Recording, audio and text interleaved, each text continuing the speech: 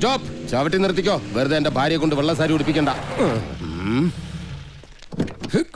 എന്താടാ മുതലാളി, എനിക്ക് കുറച്ച് ഒറ്റയ്ക്ക് സംസാരിക്കാനുണ്ട്. നീ ഒറ്റയ്ക്ക് സംസാരിച്ചോ? ശരി, വണ്ടി എടുക്കടാ. അതല്ലാന്ന്, നമുക്ക് രണ്ടുപേർ കൂടി ഒറ്റയ്ക്ക് സംസാരിക്കാനുണ്ട്. മുതലാളി വന്നേ.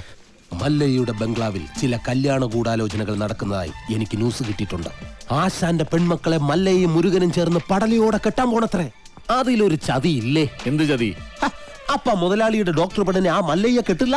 ഓഹോ, അപ്പൊ നീ മല്ലയ്യയുടെ ഭാഗത്താണോ? കഴിഞ്ഞ ദിവസം മല്ലയും ഡോക്ടർ പെണ്ണും തമ്മിൽ തോട്ടത്തിൽ വെച്ച് ഹൃദയങ്ങൾ കൈമാറുന്നത് പല തൊഴിലാളികളും കണ്ടതാ. എന്നിട്ടിപ്പ മറ്റവളെ കെട്ടാൻ പോകുന്നെന്ന്. ഇത് നമ്മുടെ ശ്രദ്ധ തിരിച്ചുവിടാനുള്ള ഒരു ചട്ടമ്പി നാടകമല്ലേ എന്നാണ് ഞാൻ ചോദിക്കുന്നത്. അവൻ എന്ത് നാടകം വേണമെങ്കിലും കളിക്കട്ടടാ, നമുക്ക് കാണാം. നാടകം കളിക്കാൻ അവനാര് എന്നൻ പിള്ളേ? ഇതിലെന്തോ ചതിയുണ്ട് മുതലാളി. അതെന്താണെന്ന് നമുക്ക് ചോർത്തിയേ പറ്റൂ. അതിന് എന്റെ ഇല്ലാത്ത ബുദ്ധിയിൽ ഒരു ഐഡിയ തോന്നുന്നുണ്ട്. നമ്മുടെ കൂട്ടത്തിൽ ആരെങ്കിലും മല്ലയ്യയുടെ ആളായി മാറി അവരുടെ കൂടെ നടന്ന് രഹസ്യങ്ങൾ ചോർത്തണം. അതിന് പറ്റിയ ആള് ഞാൻ തന്നെയാ. പക്ഷേ ഞാൻ മുതലാളിയുടെ അടുത്ത ആളാണെന്ന് ഇവിടെ എല്ലാവർക്കും അറിയാം.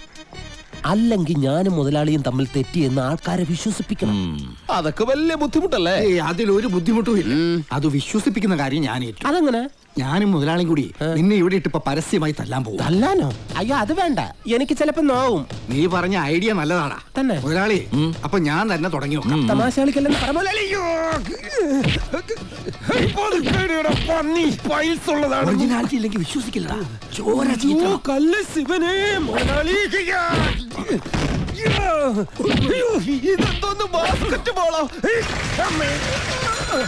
വേണ്ട, മേലിൽ നിന്നെ മുതലാളിയുടെ മുന്നിൽ കണ്ടുപോരുത്. മല്ലയ്യക്ക് സ്തുതി പറഞ്ഞവൻ മല്ലയ്യയുടെ കൂടെ പൊക്കോണം. ഇനി എന്റെ കരുത്ത് മുഴുവൻ ഞാൻ മല്ലയ്ക്ക് വേണ്ടി ഉപയോഗിക്കൂടാ കാട്ടാപ്പള്ളി.